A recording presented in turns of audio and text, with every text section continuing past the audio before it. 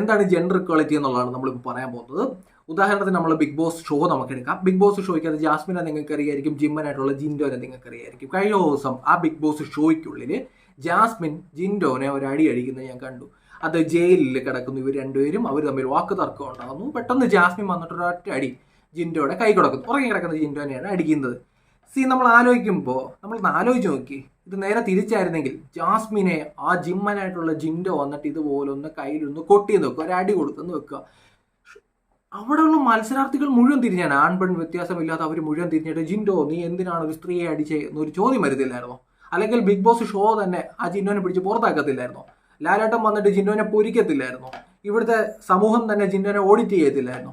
എന്തുകൊണ്ടാണ് ഒരു പുരുഷനെ, ഒരു വ്യക്തി, ഒരു മെയിൽ, ആൺ പെൺ എന്നുള്ളതൊക്കെ അവിടെ വിട്, ഒരു മെയിലിനെ അവിടെ അടിച്ചിട്ട് ഇവിടെ ആർക്കും ഒന്നും ചോദിക്കാനില്ല? ഇതെനിക്ക് പലപ്പോഴും തോന്നിയിട്ടുള്ളൂ ഈ ഇരട്ടത്താപ്പ് എന്ന് പറയുന്ന പരിപാടി. സ്ത്രീക്ക് എന്തെങ്കിലും വന്നു കഴിഞ്ഞാൽ സമൂഹം ഒറ്റക്കെട്ടായിട്ട് അവരോടൊപ്പം നിൽക്കും, അവരുടെ ഐക്യദാർഢ്യം പ്രഖ്യാപിക്കും, എല്ലാം ചെയ്യും. ഈ നോവ്, അപമാനം, വേദന എന്നൊക്കെ പറയുന്നത് സ്ത്രീ ആയാലും പുരുഷനായാലും ഒരുപോലുള്ള ഫീലിങ്സ് ആണ്. ആ ഫീലിങ്സിൽ തന്നെ എന്തിനാണ് നിങ്ങൾക്ക് സ്ത്രീകൾക്ക് ഇത്രയും പൊസിഷനും പുരുഷന്മാരാണെങ്കിൽ അതുപോലെ കോമഡി അല്ലേ വിട്ടേരും എന്നുള്ള രീതിയിലും വരുന്നത്? അടിക്കുക, ദേഹത്ത് തൊടുക എന്നുള്ളത് ആരായാലും ആണായാലും പെണ്ണായാലും എനിക്കിഷ്ടമല്ലെന്നുണ്ടെങ്കിൽ എന്നെ തോണ്ട കാര്യമുണ്ടോ? എന്നെ അടിക്കേണ്ട കാര്യമുണ്ടോ? എനിക്ക് ഫീലിങ്സ് ഇല്ലേ? എനിക്ക് നോവില്ലേ? എനിക്കും വിഷമം വരില്ലേ? അതെന്തുകൊണ്ടാണ് ജിൻഡോ എന്ന് പറയുന്ന വ്യക്തി, ഇപ്പോൾ ജിൻഡോ എന്ന് മാത്രമല്ല, ഞാൻ അവിടെ ഒരു മെയിൽ ഫീമെയിൽ എന്നുള്ളത് മാത്രമേ എടുക്കുന്നുള്ളൂ. ആലോചിച്ച് നോക്കൂ, ഇതെന്താണ് സൊസൈറ്റി ഇങ്ങനെ പെരുമാറുന്നത് എനിക്ക് മനസ്സിലാവുന്നില്ല. അതേസമയം ജാസ്മിനെയാണ് ആ ജിൻഡോ വന്ന് കയ്യിൽ ഇതുപോലെ അടിക്കുന്നതെങ്കിൽ ആ ഷോയിലുള്ള ആൾക്കാരൊക്കെ പൊട്ടിത്തെറിക്കില്ലേ, ബഹളം വെക്കില്ലേ? ജിൻഡോനെ അടിച്ചിട്ട് എന്താ ഇവിടെ ആരും ഒന്നും ചോദിക്കാൻ, ജാസ്മിൻ നീ ചെയ്ത് തെറ്റാണ് എന്ന് ഒരാൾ പോലും പറയാത്ത എന്താണ്? വാൺ ചെയ്യാത്ത എന്താണ്? ഇങ്ങനെ ലൈസൻസ് ആരാണ് കൊടുക്കുന്നത്? ഇത് പലപ്പോഴും ഇതുപോലുള്ള കാര്യങ്ങൾ എനിക്ക് ഫീൽ ചെയ്തിട്ടുണ്ട്. ഇപ്പം നിങ്ങൾ സോഷ്യൽ മീഡിയ നോക്കിക്കഴിഞ്ഞാൽ പലതരത്തിലുള്ള പ്രാങ്ക് കാണാം. പുരുഷന്മാരുടെ ടോയ്ലറ്റിലേക്ക് പെട്ടെന്ന് ഇടിച്ചു കയറി വരുന്ന സ്ത്രീകളെ കാണാം.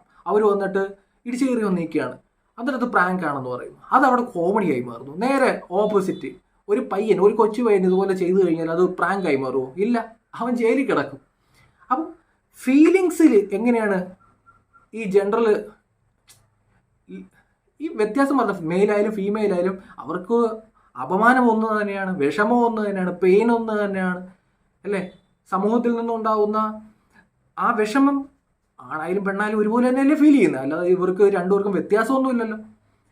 ഇതിനകത്ത് എവിടെയാണ് ജെൻഡർ ഇക്വാളിറ്റി എന്ന് പറയുമ്പോൾ? ഇനി വേറൊരു കാര്യം പറയുമ്പോൾ സുരേഷ് ഗോപി, നമ്മുടെ സുരേഷ് ഗോപി കുറച്ച് നാളുകൾക്ക് മുമ്പ് ഒരു മാധ്യമ പ്രവർത്തകയുടെ തോളത്ത് കൈവച്ചു. ഇപ്പം ഇതിനകത്ത് കുറച്ച് രാഷ്ട്രീയമുള്ളത് കൊണ്ട് പലരും പല ഭാഗത്തേക്ക് മാറി. ഇപ്പം ഞാൻ സുരേഷ് ഗോപി എന്ന് പറഞ്ഞ വ്യക്തി എടുക്കുന്നുള്ളൂ, പൊളിറ്റീഷ്യൻ എടുക്കുന്നില്ല.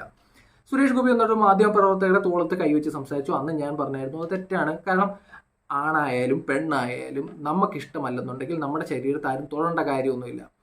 അത് സുരേഷ് ഗോപി മാപ്പ് പറഞ്ഞു. പക്ഷേ സുരേഷ് ഗോപിക്കെതിരെ കേസ് വരുന്നു, വലിയ ആരോപണങ്ങൾ വരുന്നു, പീഡനവീരൻ എന്നൊക്കെ പറയുന്നു. എനിക്ക് എത്ര ആലോചിച്ചിട്ടും അതിൻ്റെ ആ ലോജിക്ക് മനസ്സിലായിട്ടില്ല. ഇവിടെ തിരിച്ചാർക്കും എന്തും ചെയ്യാം, ആരെയും അടിക്കാം. അതിപ്പം ആണാണെന്നുണ്ടെങ്കിൽ ആർക്കും എന്തും ചെയ്യാം, രണ്ട് പൊട്ടിയിൽ കൊടുത്താലും കുഴപ്പമൊന്നുമില്ല. തിരിച്ച് എന്തെങ്കിലും പറഞ്ഞു കഴിഞ്ഞാൽ, എന്തെങ്കിലും ചെയ്തു കഴിഞ്ഞാൽ അത് കേസ് വേറെ ലെവലിലേക്ക് പോകുന്ന ഒരവസ്ഥ. സുരേഷ് ഗോപിയുടെ കാര്യം തന്നെ ഞാൻ എക്സാമ്പിളായിട്ട് പറഞ്ഞതാണ്. അപ്പോൾ പലരും രാഷ്ട്രീയപരമായിട്ട് വേർതിരിച്ചൊക്കെ എടുക്കുമായിരിക്കും. ഞാൻ പറഞ്ഞത് സ്ത്രീ പുരുഷൻ എന്നുള്ളത് മാത്രമേ ഉള്ളൂ. അതിനകത്ത് സുരേഷ് ഗോപിയുടെ കേസ് ഞാൻ എടുത്ത് പറഞ്ഞതേ ഉള്ളൂ.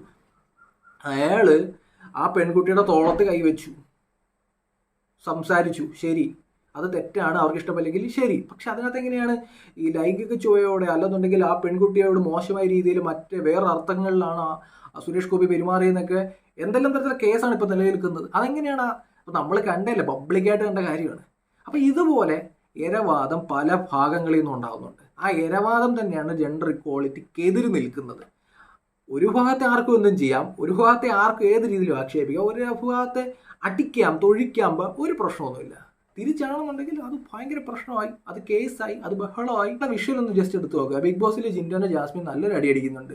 അവിടെ നിൽക്കുന്ന ഒരാൾ പോലും അത് ചോദ്യം ചെയ്യുന്നില്ല. നേരെ തിരിച്ചായിരുന്നെങ്കിൽ ഭൂകമ്പം ഉണ്ടായേനെ ബിഗ് ബോസിൽ. ഭൂകമ്പം. ഇപ്പം ജസ്റ്റ് ഒരു ഇത്ര സെക്കൻഡ് കണ്ട് നോക്കിയാൽ തന്നെ കേസെടുക്കുന്ന നാടാ. ഒരുത്തിനെ അടി കൊടുത്തിട്ട്, ഒരടി കൊണ്ട് ഒരുത്തിനെ അവിടെ ഇരുന്നിട്ട് ആരും തിരിഞ്ഞു പോലും നോക്കുന്നില്ല. എന്തോ ഇരട്ടത്തപ്പ.